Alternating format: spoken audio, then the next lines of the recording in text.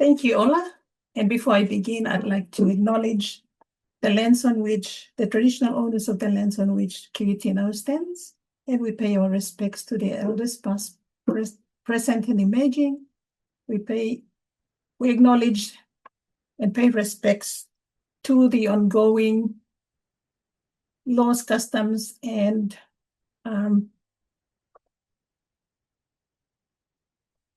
recognize that these have always been places of teaching, learning, and research. I would like to also acknowledge the collaboration and collegiality of my Indigenous colleagues over the years. Since 2004, since I became involved in teaching Indigenous studies at QUT. Without their support, without their encouragement and collegiality, I wouldn't be doing the work I do today. So who am I?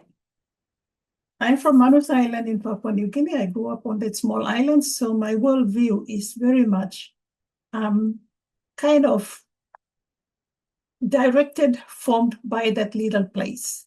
And so when I think about driving from Brisbane to the Gold Coast, that's a very long way already. So here I am.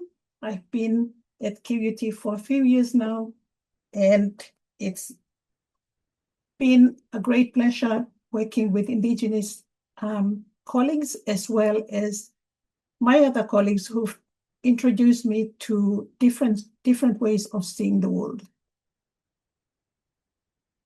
I completed a PhD so many years ago and ended up working with the Ujuru unit at QUT right after the completion of the PhD. Our job at the unit was basically doing student support. We lectured some topics in Indigenous studies. We did some research with communities and with the curriculum that we were planning to work with in terms of embedding Indigenous knowledges in the curriculum. I was located in the cultural interface, as Martin Nekete's work talks about. I brought my perspectives with me, but it was a very steep learning curve. Little did I know about Indigenous history, Indigenous politics, and everything else that has been a struggle for many communities in First Nations Australia. I began to question my position on social justice that brought me to work in the Ujuru unit. I thought if I had done a PhD, then I could help a few Indigenous students do a PhD as well. How wrong was I at that point? However, I brought with me in my toolkit post-colonial theory, decolonizing research methodologies, and a very strong interest in critical race theory. At that point, when I began working, we were very lucky to see the work by Linda Tuhiwai-Smith from New Zealand. And the thing about research that grabbed us was that from the vantage point of the colonized, the word research is probably one of the dirtiest words in the Indigenous world's vocabulary. So why would we be interested in even doing research? We decided, maybe as a unit that offered undergraduate studies, undergraduate courses, we should probably think about introducing a unit on research methods, decolonizing methodologies, but foreground Indigenous knowledges, ethics, and protocols. So our big idea was basically to get our undergraduate students that they graduate from QUT, particularly those ones who were interested in working in Indigenous spaces, to start to critique policy, to critique reports and research that's being carried out on Indigenous communities, Indigenous projects, Indigenous agencies. So we designed the unit to ensure that if our students even decided to do a research project later on, they should be able to identify protocols, procedures of conducting culturally safe research. We were very lucky at that time This was at the beginning of 2000s, and we had some very strong Indigenous Australian scholars coming out. And for Indigenous students and staff in the room, you won't be, I don't need to tell you who these people are. We've got distinguished Professor Aileen Morton Robinson, Professor Lester Rigney, Professor Karen Martin, Professor Martin Naketai, and of course, Maggie Walter.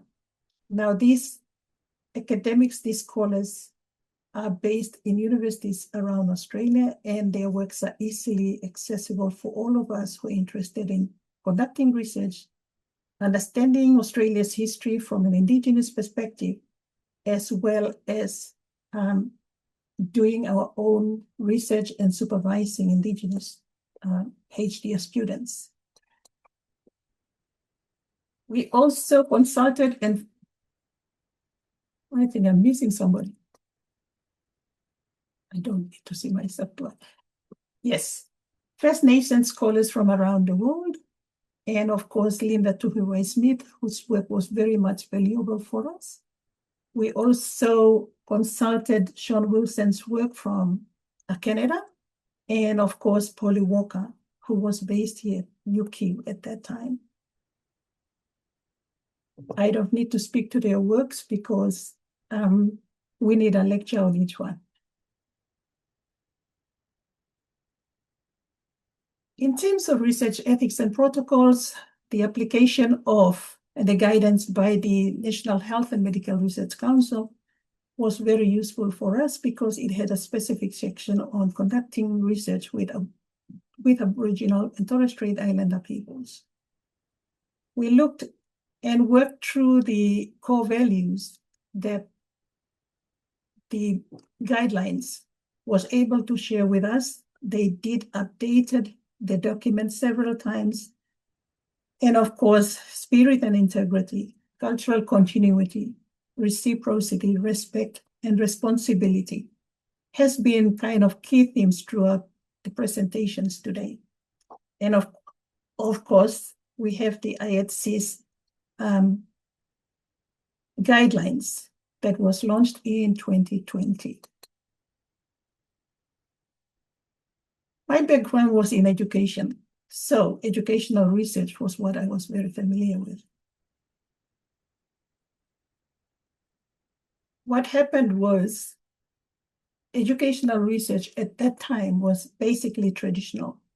We needed at least 100,000 words by the time the PhD student had completed their work. Unfortunately, or maybe fortunately, I shifted from the Ujuru unit to creative industries at that time. And suddenly, I found myself in a world that was different to just educational research. So I started being involved in supervision of students from other faculties as well, from other disciplines. Arts-based research also became part of the supervision territory that I found myself in. Now, at that time, I was wondering, what do I know about business? What do I know about creative industries? What do I know about design? But from the presentations that we have been listening to the whole day today, we can see how Indigenous knowledges translate a lot across all the disciplines. So instead of being categorized in one area, its application is universal. So when I said to Ola that I was going to do this presentation, I jumped on Google and thought maybe I should do a search on doctoral research. This is what ChatGPT gave me. Okay, thank you, ChatGPT. And it said it is to develop expertise and to advance the body of knowledge. And of course, to make a contribution to knowledge in the field. And coming from a post-colonial perspective, I'm thinking, okay, now whose body of knowledge? What field are we talking about? What's the context? Whose expertise? Meaning the person coming in to do a PhD is no expert. we turn them into experts. So thank you, ChatGPT. There has been a lot of research conducted on supervision and pedagogy of higher degree research. It all starts with looking and locating a principal supervisor. The literature around it has been on good best practice. You hardly see any work on bad practices of supervision. We talk about student-supervisor relationships and so forth. It's very much guided by the institutions that we work with and the things we have to do. Often it comes down to the master-apprentice model of supervision. Hierarchical power relationships where the doctoral student is constituted by an academic supervisor who is able to authorize accomplishments of tasks by virtue of his knowledge, skills, and expertise. So basically, we are the boss. Our student cohorts are changing. Gone are the days when you had privileged people coming to a privileged institution, gaining access to privileged resources and doing the work that academic and scholars do. It is changing. There is pathways for Indigenous HDS students. Students coming from the global South still float into the global North institutions. The student demography as well has been interesting for me. In the School of Communication, we have students who are enrolling into their PhD programs who were born in 2000. And I'm thinking, I know 2000, I know exactly what I was doing in 2000. Interesting times, but the age group is getting younger. So what do we do in terms of our work in the supervision environment? So my question was, what does the supervisor learn? What does the supervision learning environment look like? What is the nature and content of this pedagogical relationship? Arts-based has been an area where I've been very fascinated about.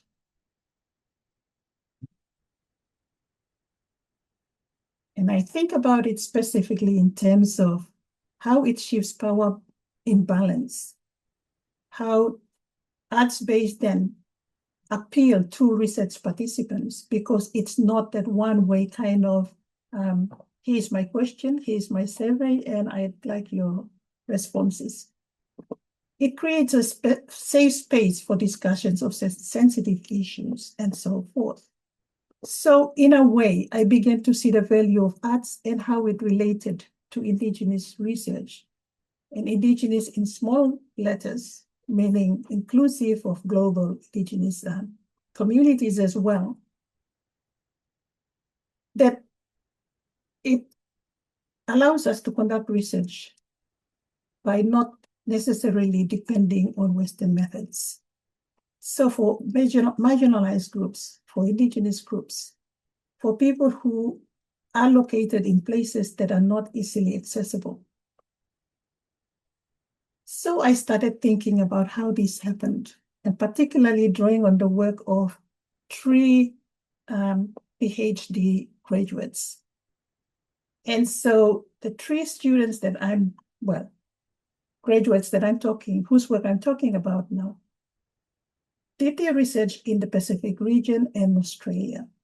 So one in Papua New Guinea, one in Rotuma, and of course, Brisbane. The work by Sophie Naimi is one fascinating work. She looked at how arts-based community, how arts-based activities in communities can support survivors of gender-based violence. She had a research question. What do you think about, which went something like, what do you think about government services to support survivors of gender-based violence? The answer was simple. There is no support. So phase 2 was to conduct creative arts work. She blended both indigenous and community knowledges to ensure that the survivors of domestic violence that came through were supported in a safe space. They were doing their arts while at the same time telling their stories. The other work that I'd like to share was by Bettina Mitchell, and she looked at recovering, reconnecting, awakening creative practice for Rotumans who are now in diaspora in Fiji. Her work was guided by the principles of the ocean and place and space and land. And so it went back into history, but at the same time, the ability to collect artwork that had been removed from the islands into other museums around the world. It culminated in a digital marae that would store artifacts, stories, performances that had been created throughout the project. Alethea Bitsen was the other person I was on the supervision team for. She is a performance artist based in Brisbane, and she's written several plays that has been performed at QPAC.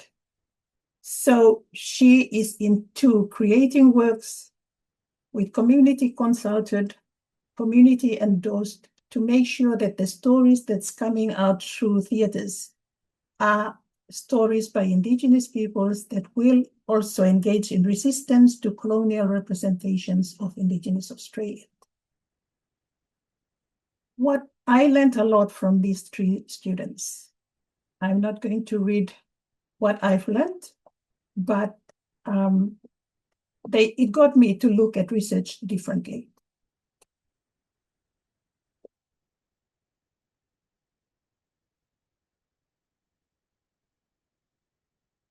If I have to read one statement on this slide, it's basically valuing students' ways of knowing, their connections and experiences of ontology and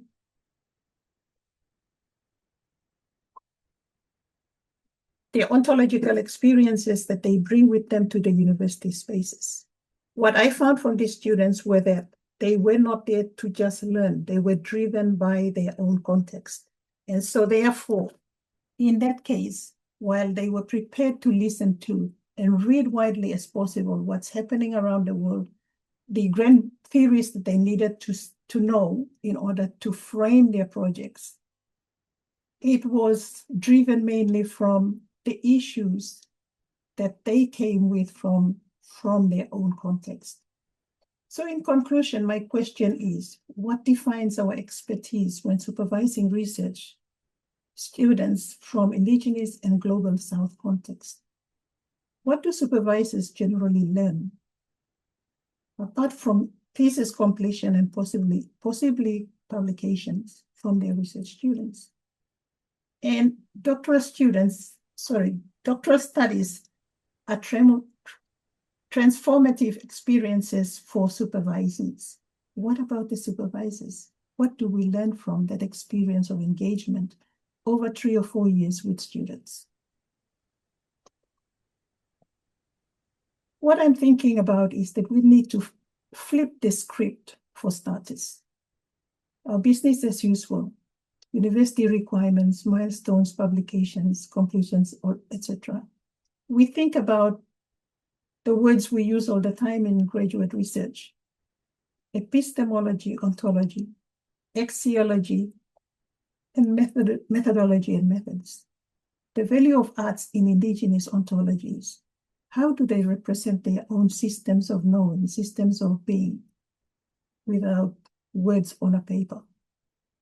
A different knowledge system is embodied in the form of the supervisor in front of us. Thank you so much, Juliana. I actually have to say that I really like one of your 3 questions, what really supervisors should learn from their research students. because it's the journey of both of them, of partnership, relationship, and every research student has different ideas, different input, different energy. And that's very interesting question, because we know and can see a very advanced in supervisory practices, supervisors who are so experienced just because of that relationship. So thank you for this question. It's really very deep.